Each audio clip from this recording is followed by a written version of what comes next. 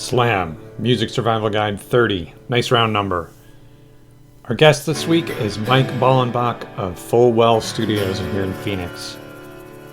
Quote from this episode: "The music industry is in a sort of depressing state when it comes to compensation for your recorded material. Keep listening and hear what it's all about."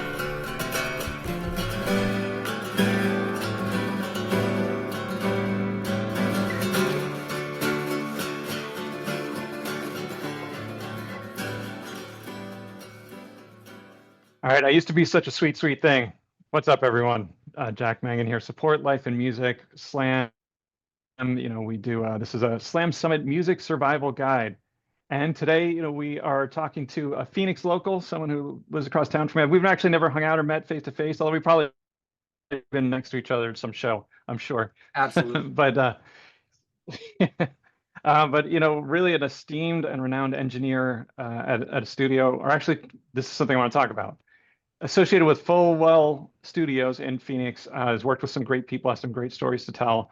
So Mike Bolenbach, first correct me if I mispronounced your name, but Mike Bolenbach from Phoenix. That's Thanks it. so much. Thanks so much. That's it. Excellent. All right, I got your name right. I'm going to quit while we're ahead. Thanks for coming on, Mike. All right, well, first and foremost, this is a question I at the top of my list I want to ask is talk to me about, we're going to get to your career and everything, but talk to me about the different roles inside of a studio during a professional session. Like, what's the difference between a producer, an engineer, a technician, and any of the other roles? Can you kind of lay that out a little bit? Yeah. So in the studio, we have engineers, and they're usually the ones, setting up the mics, running the console, running the Pro Tools session, dialing in the tones, basically making everything seamless for the artist and making the artist comfortable, and dialing up the headphone mixes and all the technical aspects of stuff. And the producer is more of the musical director and the final opinion about whether something's good or bad, helping with arrangements and musical decisions, and giving the thumbs up or the thumbs down to the sound that the engineer might be getting. He's the one saying that take was good, that take was bad, we need to work on this, we need to work on that, we need to adjust the arrangement, while the engineer is doing more of the technical, dialing in of stuff and moving the mics and that sort of thing. Okay. Well, that's a great explanation. So the engineer is also then the person at the board, the person who's The engineer moving is usually the the one flyers? running the board. Okay. I mean, I do both. In fact, all my guys are both producers and engineers. So we take both hats at the same time. And we're kind of more of a hands-off on the producer thing, or a light touch, so to speak, where we kind of feel our place in the artist's comfort zone as to how much input or change or driving of the ship they want to relinquish to us. You know what I mean? And because really the goal is to make the record that the artist wants to make, not to make the record that I want to make. It's their art, and as both producer and engineer, it's my job to facilitate their vision and get that from their head onto a recording medium of some kind. Excellent. Well, and so I'm going to ask your opinion on this. What is it appropriate for the engineer to maybe say, that solo is about 4 bars too long, or hey, you know what? Maybe you do this in this, or is that appropriate? It's not inappropriate. It really just kind of depends on the relationship that the engineer and producer have with the artist as to whether the artist is open for that. Some people write a song and it's like, this is my song, don't want to change it. While other people are like, what do you think? And what can we do to make this better? And, you kind of navigate that between artists, between sessions, between songs. Okay, cool. And I guess that would be different if because I know you have this happen where artists come in, they're like, we have 3/4 of a song, we're here to record it, as opposed to, we're a prog band and we've got all 18 minutes charted out, and here, I'm sure you deal with both situations, right? Absolutely. And if the song's not done, well, then the producer or the engineer or the band members all we have to kind of do what we call pre-production, where we start putting the song together to get it to where it's ready to record. You don't just go in and just start recording if the song's not done. You have to, we do a lot of pre-production where we track a demo version or a scratch version of the song, and we work out any arrangement issues and part issues and orchestration issues and all those things melody issues, lyric issues, any of those things that need to be addressed if it's that sort of project. And again, like you said, the prog band that comes in with their 18-minute, where they've already micromanaged every note and nuance of everything, well, they don't require as much hand-holding through their stuff as, as somebody that came into the studio with a song that was three-quarters done. Right. Okay. Cool. All right. I'm gonna geek out a little bit, and then we're gonna get into some more real life stuff. I'm gonna talk about me because it's all about me, Mike. So you came on to talk about me, right? So Absolutely. so my first major studio experience was in the early 2000s. So the era of digital was already here. But and this was when I used to live in New Jersey. We went into basically the last studio in New Jersey that was analog. There's reel-to-reel tapes and everything. Do you have experience with that stuff and any feelings? I know there are some people out there like that's the only way, but what are your feelings on that? So I think as an engineer in the year 2025, you need to be adaptable. You need to be able to embrace the new technology that's coming out. You need to be able to work in all those mediums. There are things about analog tape that I love, and there are things about Pro Tools and DAWs that I love. And there's things you could do on a DAW that you absolutely can't do on analog tape. But the thing about the analog tape is the band had to be rehearsed. They had to know exactly what they're going to play, and they have to be able to deliver it. You're not going to go in on the analog tape and move the late kick drum around, like you can in Pro Tools. And it also gave the musicians the opportunity, or if you want to call it the opportunity, or limited them to making a decision right then on the spot about whether this was good and we're going to move on.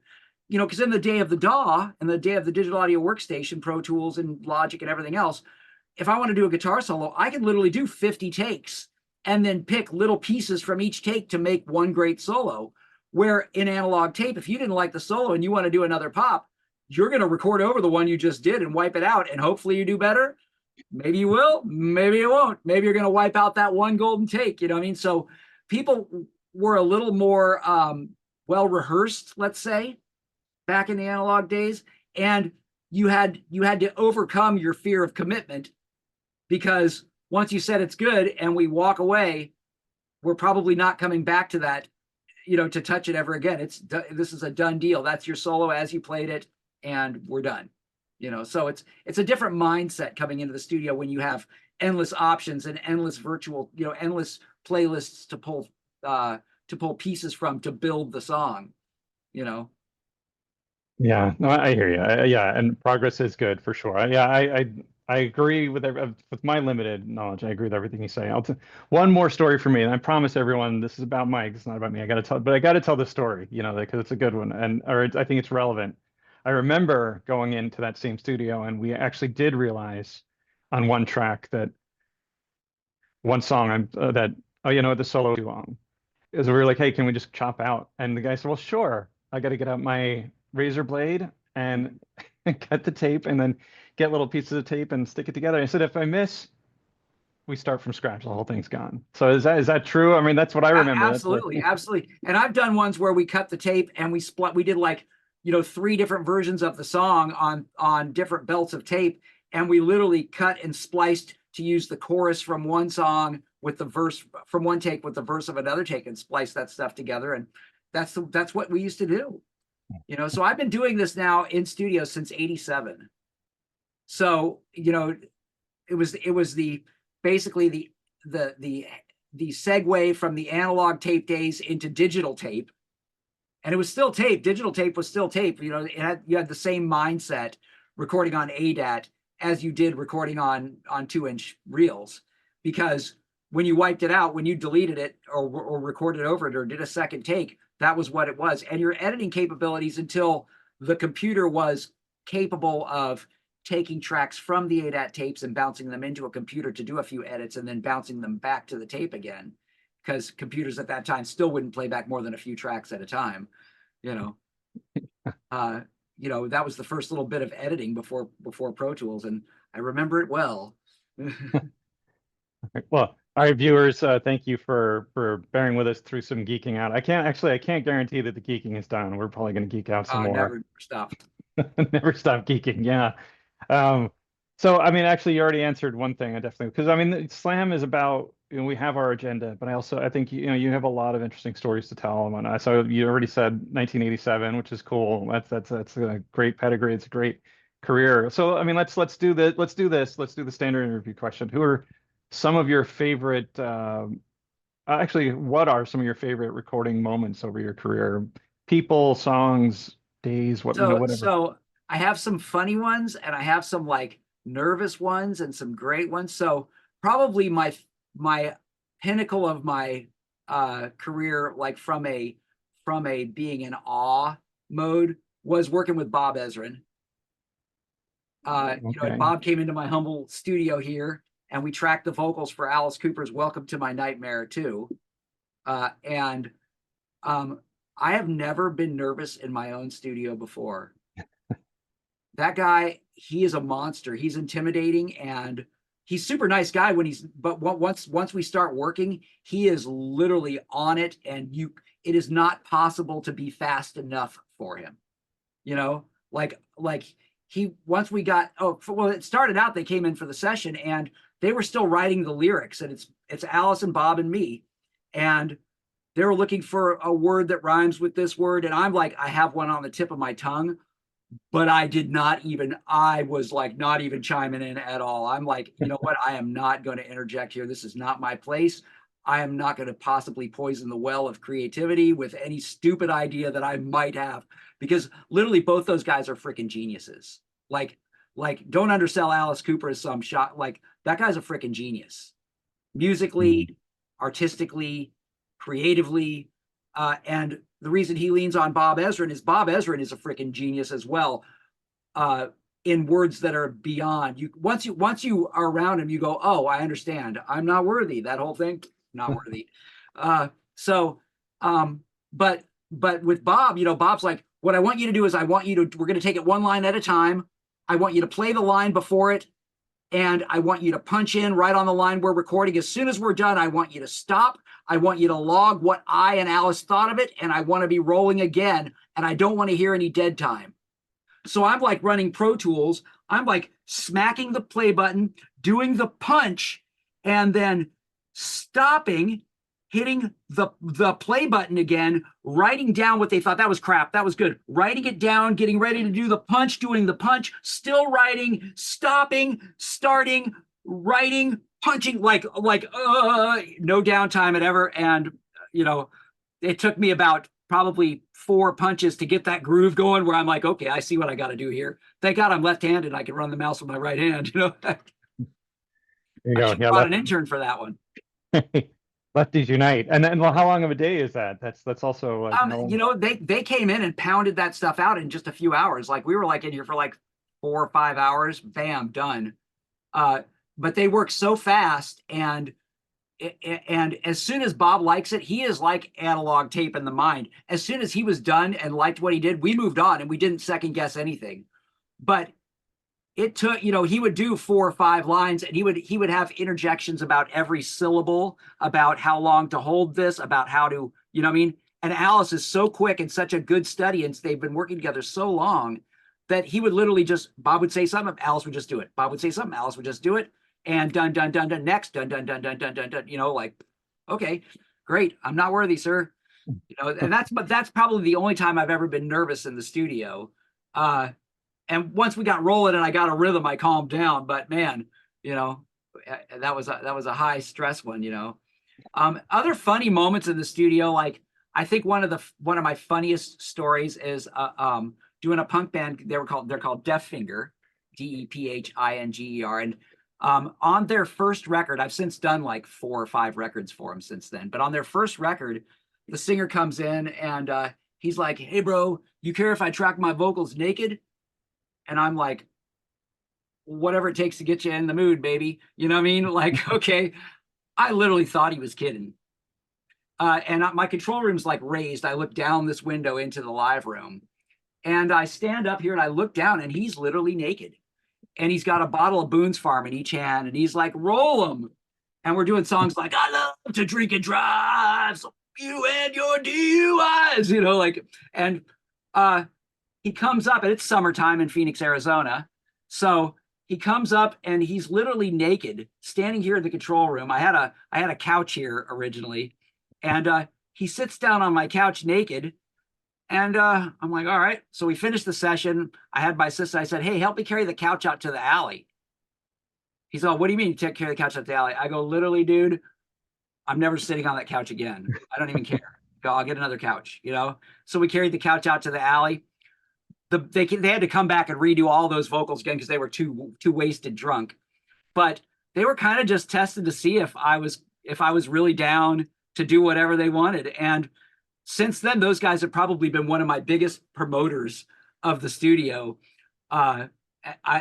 We've become lifelong friends. Love those guys to death. They've done crazy stuff in the name of Fullwell Recording Studio that I could have never paid for that kind of promotion or bought that kind of support ever, you know. Wow, that's awesome. And the Boone's Farm, we got to point out, like, can't leave that detail out. Can't leave that detail Yeah. Well, and they were smoking weed like it was going out of style. Yeah, well, I mean, that's pretty common, right? I mean, you see all kinds of stuff come through the studio. So I don't want Oh to yeah. stop. If you've got more stories you wanted to tell, I don't want to cut you off. If you Oh, had, I if mean, you I could go on for months, but let's move on to appropriate subject matter for a wider audience.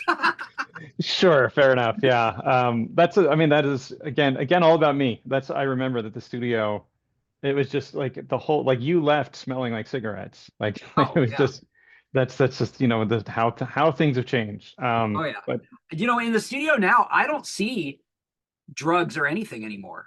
Like weed and a little bit of beer every once in a while, but for the most part, like it isn't like it was in the 80s where we were doing lines on the console, you know, in the 80s. I mean, uh, now it's like anybody that makes it this far and has enough money to spend to do a real record, they've already put that stuff to bed most of the time. You know what I mean? yeah, I mean, that's fair. And I mean, that's also, I think it's a generational thing. I mean, I don't know. I'm not going to wax Absolutely, philosophical, but absolutely. but yeah, I mean, here I'll say it is progress. It's a step in the right direction where people can control the shit, Yeah, where it's not. Um, absolutely. but but so let's sidestep. We'll definitely want to come back to studio stuff. But you actually, you teach as well, right? I You're do. I teach. teach at. I just got back from a class at Alice Cooper Solid Rock. I teach their engineer employees, and then Okay. I teach at Phoenix College. I teach Pro Tools and studio recording at Phoenix College, and I do a bunch of other things. I do studio consulting and design and building, and I maintain studios for the Mesa Public Schools and for Alice Cooper Solid Rock and for Phoenix College and a bunch of smaller studios around town, home studios and stuff like that. And I do all kinds of that stuff where people have an idea or a space they want to try to build a recording studio in, and I help them design, pick out the gear, and design do the wiring and all that kind of stuff. It's kind of my fun side gig that I love a lot. Well, all of the above is really really freaking cool. But what I was going to ask also about the teaching part of it is that what is like the very first thing? What's the core thing? Or if you like you had, if they said, hey, come in and teach this young engineer for like an hour. Like what are some of the core things that you're like, okay, these are the things that Well, are the most important. it depends on the interests of the engineer and what we're doing and the level of their engineer. So if it's a brand new newbie, if we're starting from scratch and you've never done any recording at all, we just basically start with the principles of sound, the science of sound and hearing and decibels and frequencies and all that sort of thing, to get them understanding the language so that we can actually have a conversation about things, an anatomy of a studio, what is the patch bay, what is an aux send for, those kind of things, so we can actually have a conversation. But generally, it's once we're past the basics of sound and hearing, we're into stuff like signal flow. How does the signal get from the source through the microphone, through the mic pre, through the EQ and the compressor, into the multitrack, from the multitrack back to the console, from the console to the time-based effects and to the headphones and to the studio monitors, and we get all that going on. Once we have an understanding of that, then we break down the equalizer and we break down the compressor, and we get a firm understanding of how that works, and we start talking about the routing of dynamic effects versus time-based effects, and on and on and on, so that they can walk into any studio by the time they're done with my class and walk up to any console they've never seen before, be it analog, be it digital, or whatever, and have an understanding of how to make that work. you know. Awesome. All right, that's the answer I was hoping to hear. That's awesome. All right, so well, I guess let's get to the kind of the slam part of this. So Okay. tell me, well, first of all, the Alice Cooper Solid Rock Teen Foundation. Am I saying it right? I know, like I said, there's just so many names. Alice Cooper's Solid Rock Teen Alice Cooper. Center and Alice Cooper's Solid Rock Foundation. The foundation is the uh is the is the revenue generating machine that raises the money to run these teen centers. And we have three right now. Yeah. One in Mesa, one in North Phoenix, Thunderbird Road and the 51, and one in Goodyear. And these are they're all free for kids ages 13 to 20 can go there free and take free guitar lessons, bass lessons, drum lessons, recording lessons, live sound lessons, photography, video editing, dance, art. There's band rooms fully loaded with equipment that your band can go in and jam for free. You can come in the recording studio and learn recording and record your band, and go to the art room, and art supplies are provided, instruments are provided. It is no cost for anybody. It's 100% funded by Alice's Solid Rock Foundation and the charity shows and events they put on. Okay. You can't beat Perfect. it. Yeah. Yeah, no, I'm sorry to cut you off. Yeah, perfect. I mean, thank you, and thanks also for the clarification. Sorry for bungling the name to Alice Oh, and it's all good. All Steve. good. But I mean, again, my hat, not literally, I'm going to keep my hat on, but my hat is off to you guys for what you do. It's really an incredible program, and hopefully, I don't know if there's talk about expanding beyond Phoenix, but even regardless, like what you've done is really really a great thing, and hopefully, even if Alice Cooper's foundation doesn't expand, like hopefully it will inspire programs like this all across the U.S. Because what a great thing, man! Yeah. How needed Right. for kids. Yeah, it literally is. If they would have had that when I was a kid, I would have been the first one at the door, waiting for the doors to open, and they'd have been kicking me out. Well, you gotta go. 5 more minutes, please. I'd have been, you couldn't have got me out of there. You know. Yeah.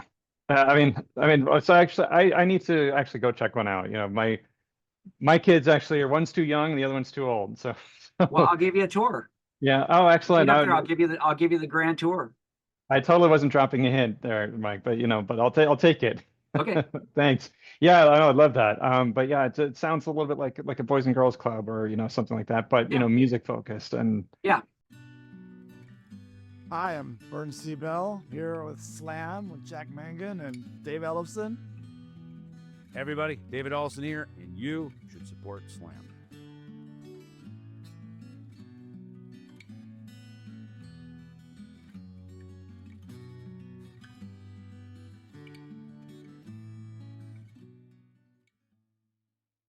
Music And and yeah. art focused, and they have different donors that help supply the money to build these things. The city of Goodyear and the city of Mesa literally donated spaces for us to do this in.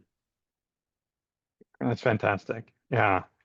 Okay. Well, I definitely wanted to make. I'm glad we got attention to the foundation and all the good that's being done. It's the Alice Cooper Solid Rock Teen Centers in Phoenix. I definitely wanted to make sure that we didn't leave this without touching on that kind of stuff. All right. So I'm now gonna change it. So what do bands need to know? Bands who are ready to record an album. And yeah, Mike, I'm gonna start this as a broad question because I know in 2025 people are like, I'll just sit in front of my laptop and record the album. What do I need a studio? So I'm asking this really broad. You can go as narrow or as broad as you want in your answer. What do bands need to know? What's the first thing they need to know? And they're like, we're gonna record our album and it's gonna hit the charts. Yeah. Well, they need to be able to play, obviously. They need to be able to write a song that is capable, and you're gonna, if you're starting out young, you're going to study other songs that were successful in order to break those things down. What is it about this song that makes it catchy? What is it about this song that hits me in the feels? And you're gonna dissect that stuff. You're going to study the recording techniques and the arrangement techniques and how the parts interact with each other on different songs, so you have an understanding of music. Having a little music theory behind you, it doesn't hurt at all. There's people, I don't want to learn music theory. You know what? You need to learn a little bit. You should probably try to learn a little bit of music theory.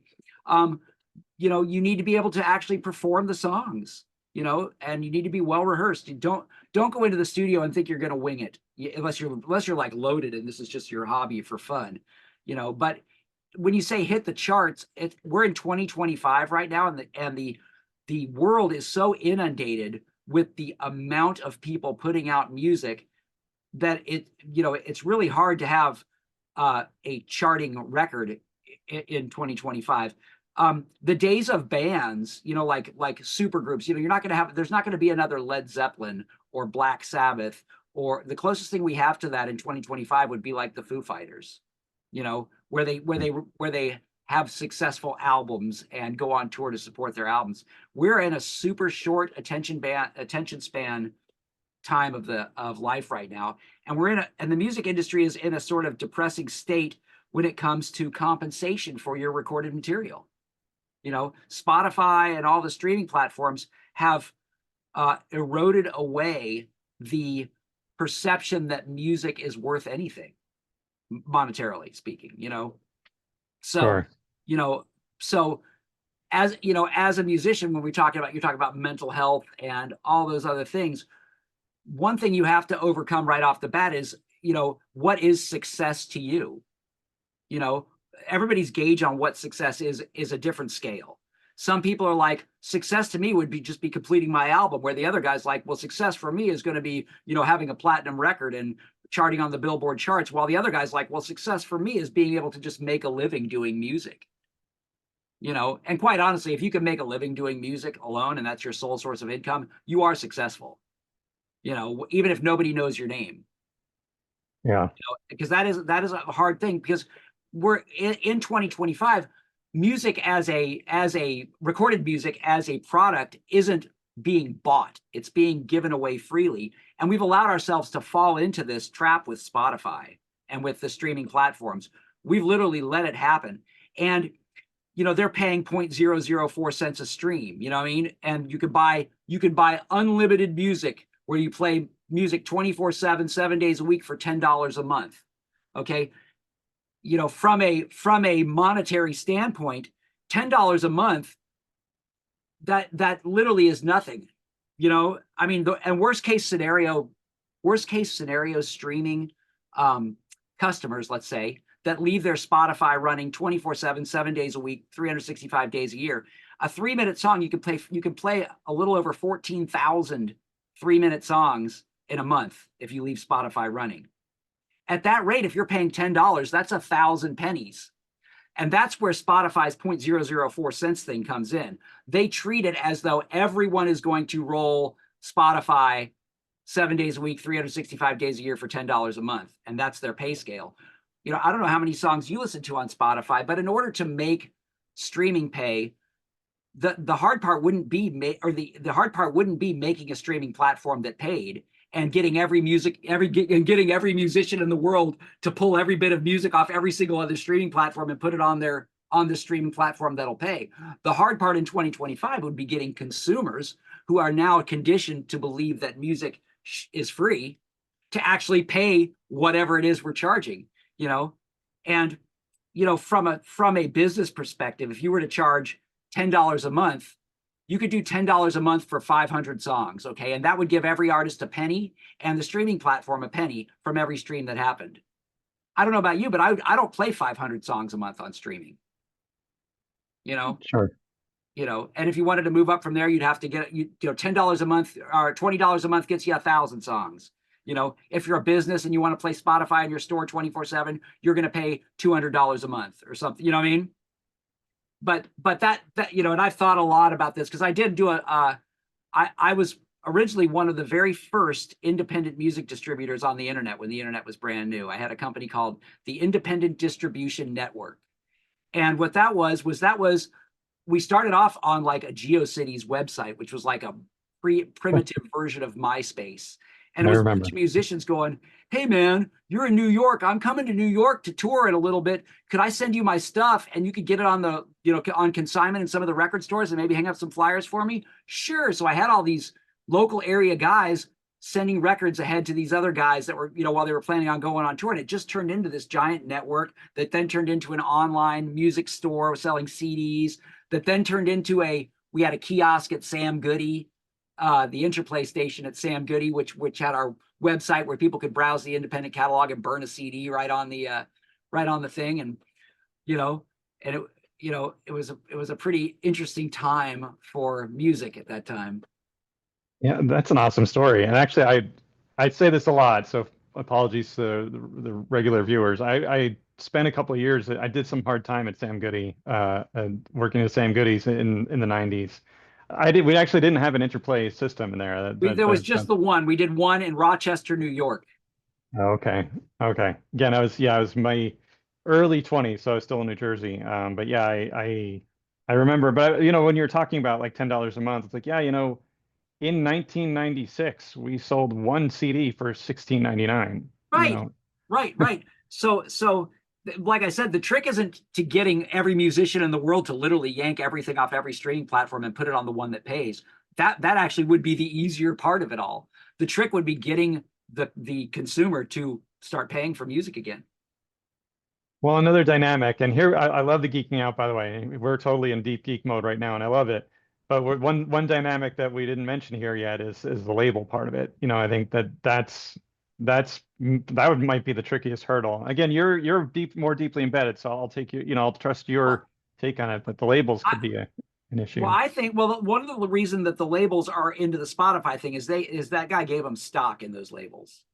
Or I mean, I'm sorry, that Daniel Ike gave the big labels some stock in Spotify as an app, So, but I also feel that the labels, maybe they'd leave their stuff on Spotify as well. But I think if you had a way to pay 1 cent a stream, which seems like a paltry amount compared to what we were making even in iTunes days, But even if you could pay 1 cent a stream, I think musicians would drop all their stuff to get that, would drop all the streaming platforms and yank it off everything. But that again isn't the problem or the hard part. Yeah.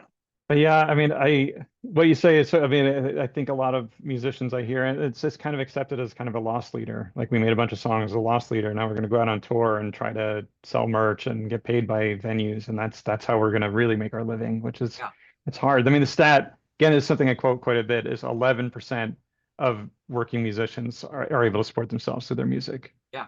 And that stat doesn't even qualify like you're at the weekend level of success where you've got like a mansion or whatever. That's just like you can pay the rent, you can buy your groceries. Yeah. So I mean, that was one of the inspirations to start Support Life in Music, is because it's a harder, because also the public perception on top of all that is still, people are waking up, but people still have the perception that, oh, you're a musician, so you just count your money and ride around limousines and and like right. I mean, that's true of you though, right, Mike? I mean, right. Oh, I'm rolling in the limo, baby. Yeah. That's how you got back and forth from the Alice Cooper Center to your studios in the limousine. Yeah. Right. Your driver's waiting outside. Yeah. Okay. Yeah. No, I'm so glad you touched on that. Yeah. And but what about, I'm going to ask in a different way, kind of the same question I asked before, but in a different way. Because again, all that is gold. That's freaking gold. But so what about when musicians are coming to your studio for the day? And I hear you're saying like have the song ready. Don't just walk in and be like, I guess we'll figure it out now that we're here. But like what do they need to know about working with an engineer? Like someone who's never heard your song before. Like, hey, we're coming into your studio. You've never heard our song before. Now you're gonna record it. I'm going to be honest with you. I try to, if possible, if the band has done some pre-production, I try to meet with them and talk about the song. I don't literally take everybody that walks in off the street. Okay. And at this point, I'm trying to take things that I'm into and I'm passionate about. And chances are good that if I'll meet with a band and we'll talk about their project and I'll listen to their demos, and I'll kind of weigh out whether I think that I'm a good fit for this particular project or this particular record. So, and same goes. We're not meeting each other for the first time on the first day of recording ever. We've met, we've talked, and we've shared stuff. We've been emailing and texting and telling jokes back and forth for a bit. I want to be friends with everybody that I'm working with. I want to like everybody. I kind of like when a new client comes in, I meet them and I kind of weigh out, do I want to spend 4 to 6 hours in a room with this person, for weeks or months on end, and if the answer is no, then I don't take the job. you Well, know? that's fair. Yeah. So And don't be. I want to like their songs. And that doesn't mean that I won't take somebody that needs work or whatever. If I like somebody, I'll work with them even if they can barely play, if I like them as a, and conversely, if I don't feel that I like them as a person, I don't care if they're the greatest thing ever and the songs are awesome. I don't want to hang out with you, you know. So, I mean, that's good advice, really, in anything. Is just don't be an a-hole. That's never bad advice. 100%. You got to be fun. Recording has to be fun. Nobody needs to record in 2025. They're not going to make their money back from the recording. There's only a few reasons why people do recording anymore. One, it's like a life goal. Two, it's a vanity project. Three, it's a promotional thing that they needed to do promoting. And four, it's just something that they just love doing and love the process of. Those are really the only reasons. So they could take that money and go to freaking Disneyland, you know? So you need to be at least as fun as Disneyland in order to keep people coming back. No pressure then. Yeah. No, Space well, Mountain. dude, that we literally make every recording session is 500 jokes. We literally are hanging out, having fun while we happen to be recording. Okay. Yeah. All right. Well, so do you have time for three more questions? I don't Sure. want to tie up Yeah. your whole day. You got Actually, me. you know what? Clear the rest of your calendar. Actually, we got a lot of stuff to talk about. But I'll do three more, and then if I can squeeze any more out of you, I'll get some more. But no, I'm gonna same question. But what about as an audio engineer for someone's like, I really want to do that. That's what I want to do. Like, what do they need to know about this life, about dealing with the people as well as the tech and the whole lifestyle? What do you need to know? So when you're going to be an audio engineer, at the very beginning, you're going to be working for free. You're going to be working for free long enough to develop enough relationships with enough people that you can start charging. You need to have a discography that people want to pay you for, that people want to reference your discography and say, oh, I really like this record you did, or I like these records you did. And it's a lot of people have that misconception that they're going to go to recording school and they're going to get right out of recording school and walk into a studio and be put on the console making gold records with Snoop Dogg. You know what I mean? And it's just not the case. You know what I mean? There are hundreds, if not thousands of people vying for those few seats in the big studios, and it's a freelance market, for audio engineering. Sometimes it's busy, sometimes you're a little slumpy, sometimes it's busy again, and you need to be able to, weather the disappointments of, oh, I gave these guys a tour and they were going to book time and then I never heard from them again, and that sort of thing. You need to be able to deal with when you get in to make a project and you're limited by the limitations of the players that are here working with you. And, sometimes it doesn't matter how good of an engineer you are or how good of a producer you are. Sometimes it's just not good stuff, and some people get really depressed over that, thinking everything they touch needs to be gold. But again, you're making the record for the artist. If the artist is happy in the end, even if you're like, oh, that wasn't my best work, don't stress out over that. The artist is happy, you've done your job, and like you said about the mental health thing, there's times where when I was young where I would lay awake at night obsessed over that the snare wires might have been too loose on this song. You know what I mean? And now what can I do? Oh, it's the end of the world. Those wires are rattling. I'm going to hear the rattle every time he hits the tom. The snare wires are going to rattle. And, like I would make myself crazy. And most of the time, the artist never heard any of that, But me in my OCD, meticulous turning up and soloing and listening and, dissecting my work, I would literally work myself into a frenzy, where I would pop. I just couldn't sleep. I'd get out of bed at 3 o'clock in the morning and come out and see what I could do to fix it. Now I can sleep through the night. But that meticulousness is great, though. I mean, I'm sure I'm preaching to the choir, but that's awesome. Oh, But yeah, absolutely. but being able to Absolutely. disengage from it, I guess. Yeah, but I found that over the as you get older and you get a little more wisdom, that most people stuff that nobody's going to notice. If nobody else notices it but me, it's probably not a problem in reality. And so even if I'm not happy about it, I don't need to lose sleep over it. You know? That's, that's also good advice for all of us perfectionists out there. Like, sometimes you just let it go, and like the first Metallica album has actually pretty crappy, pretty crappy production sound, but it's I still, love that album. I love the sound. Yeah, if they recorded it, I'd still listen to the original. But Oh yeah, even No Life Till Leather, the demos with Dave Mustaine, recording's awful. Love it, love it. That's a vibe. That Metallica, that Kill 'Em All record is literally, it is violence, speed, and aggression, and and a entire vibe packaged into one. If that would have been polished, I don't think it would have been the same. yeah, and they're I'm borderlining punk rock, aesthetic and thrash metal, yeah. And then, of course, there's so many.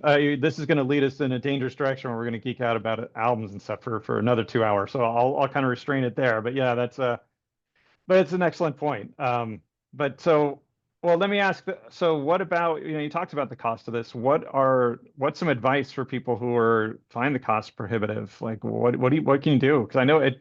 So they should do their pre-production at home. Do as much of their pre-production at home. Write it at home. Figure out the key. Work the arrangement until it's perfect. Work the lyrics till they're perfect. Figure out the tempo. If they want it to speed up and slow down, you can do a lot of pre-production at home. Even stuff like mapping the tempo, where it speeds up or where it slows down. So you walk in and go, I got the tempo already mapped out. Here's this. Where I don't have to spend an hour going through the song trying to figure out, okay, you're going to do 125 here and 131 here and 126 here. You know what I mean? They figure all that stuff out, come in with good pre-production where they've worked out all of their parts. And now all we have to do is recreate the demo with a pro polished sound, Gotcha. That, And what now? okay. No, sorry. So do you find in this day and age, do people come in and say, well, we've already got the bass track or we've already got the drum track? I have a lot of that. I do a lot of stuff where people are sent where we're doing like drums here and then we're sending it off to New York for a guy to cut bass and he's sending the bass back and then we're cutting the acoustic guitar, we're sending it off to this singer and he's sending us a track back. We do a lot of that. And most of the time the stuff is usable. I try to get a DI, a direct guitar and bass on everything so that even if their amp is not right for the song or whatever, I have a raw unprocessed DI that I can then reamp through an amplifier or do whatever I want with it, put an amp sim on it or a fractal or a Kemper or something if I had to. But most of the time I reamp through real tube amps and stuff and make the sound that I envisioned on it, if it's not right. Interesting. Yeah, now you're taking me back. But I mean, if you don't mind, can you just briefly explain what you mean by that for people who are like, what the hell is he talking about? What does he mean reamp? Can you just briefly explain? Yeah, when you're playing an electric guitar, you have your guitar and it's usually plugged into an amplifier and we're miking the amplifier up to get the tone. Well, when I'm working with session players and even here in the studio, instead of taking the guitar and going straight into the guitar amp, I go into a direct box that just takes the raw guitar unprocessed signal of an electric guitar, plinky, plinky, plinky, plinky, plinky, with no processing, no amplifier, no distortion, no nothing. And I run that to a track of Pro Tools. And I just mute it. And then I take the through and it goes to the amp. So they have this muted track of a direct guitar for me to use later or not. And then I have the mics on the amp. And those are all locked together as one thing. So if I don't like the amp, I can take that direct guitar and and convert it down to an instrument level again and plug it back into an amp and hit play on Pro Tools. And that raw plinky plinky guitar goes out into a new amp and I can redial up a new sound on the amp and re-record that sound. All right, love it. Yeah, hopefully that helps if anyone's like, what the hell is a reamp? So yeah, reamping, yeah. Yeah. Well, cool, man. So that's all right. Down to our final two, I think. So my final question, then I have one more thing. So, the question I kind of ask every guest is what is your advice? It's for musicians, but also for music fans and just everyone in general. Life is hard. So what is your advice for people who are in a rough spot in a dark time? Like, what's your advice for kind of pushing through and staying happy in life?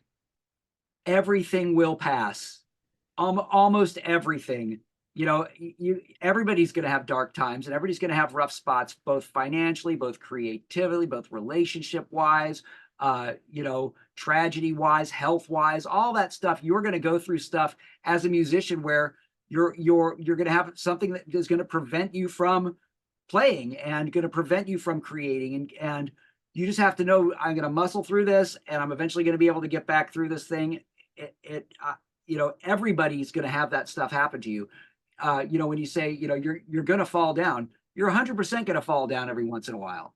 You know, that's the nature of things. But it's more about it's more getting through it is more about how you react to the different problems and different obstacles you come into contact with throughout your course of your career, and how you know, I mean, no one's happy when they, you know, oh, I got to go, you know, I broke my hand and I can't play guitar for, you know, 6 months or a year or whatever like that. I'm in the middle of making a record. What am I going to do?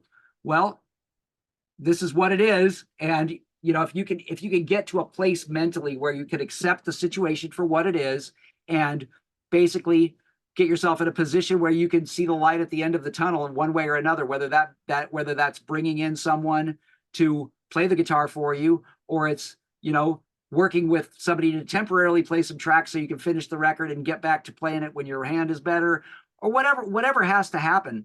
You know, I've known people that ended up getting divorced, you know, I mean, that put their entire music thing on hold, you know, and even people that like a death in the family, and or you know, Alzheimer's and all kinds of things are going to happen in the course of your life. You're going to have to take care of your parents. You're going to have this. You're going to have that. But being able to react to each one, or you know, in a manner that is productive, and not so ending of, you know what I mean, not so detrimental, like it's the end of the world, you know. I think just having a good reaction to the adversities that happen to you throughout the course of your life, and being able to go, okay, this sucks, but this is what it is right now. I got to just muscle through this thing right now. And, you know, I know I'll be down for this amount of time, but I'll just schedule it for then. And, you know, hopefully you have somebody that can pick up the slack for you. You know, I've gone through a bunch of stuff, you know, just things that have happened over the course of years. And luckily now I'm in a position now where my engineer that I have here, my main A1 Colby, is so freaking good that I am in a place mentally right now that it wouldn't even matter what happened to me. I know the studio is going to be fine, and my productions are all going to be fine. If I had to walk out of the studio and couldn't come back in for a year to finish anything, I know for a fact he could finish everything for me. You know what I mean? And having a backup plan like that, so to speak, or a failsafe in place that you're confident about, you know, that is super awesome for my own mental health. It wouldn't matter if I had to be down for a year, if I had to go help my mom move into a retirement home or something like that, and I needed to take 6 months off at the drop of a hat, I could literally go, Colby, I'm giving you all my sessions. Here's where they're at. It's in Pro Tools. He knows every wire in the studio. I could walk out. I could come back in 6 months, and quite honestly, he would don't let him hear this. He would do a better job than I could ever do anyway. He's that good. You know what I mean? But shh. All right.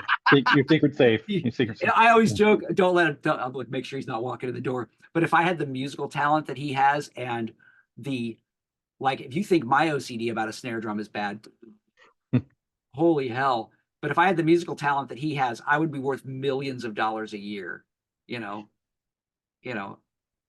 So I feel totally confident that everything's handled for me. I don't need to worry about anything on that front.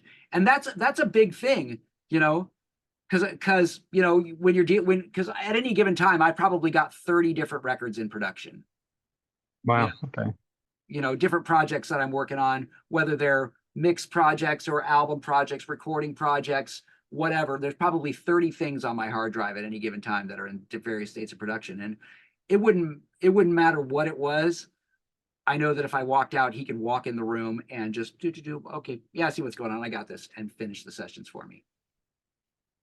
That's precious. That is great. And well, and I love what you said. And to be honest, like I said, I've asked this question to a lot of people. I love that you said have a fail safe. And now, like everybody, we recognize not every situation can have a failsafe. That's of course no one's saying that, but I think I still love the answer. I love when when you can have a failsafe. I think Right.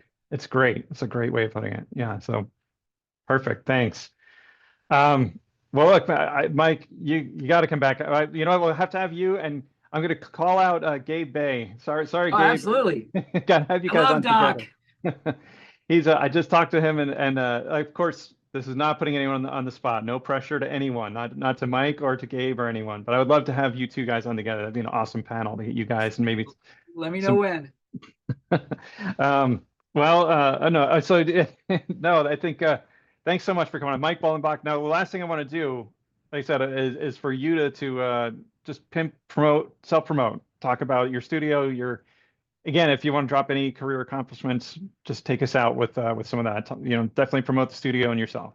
Well, hey, I'm Mike Bolenbach, and we're here at the beautiful Fullwell Recording Studio in Phoenix, Arizona, www.fullwellrecording.com.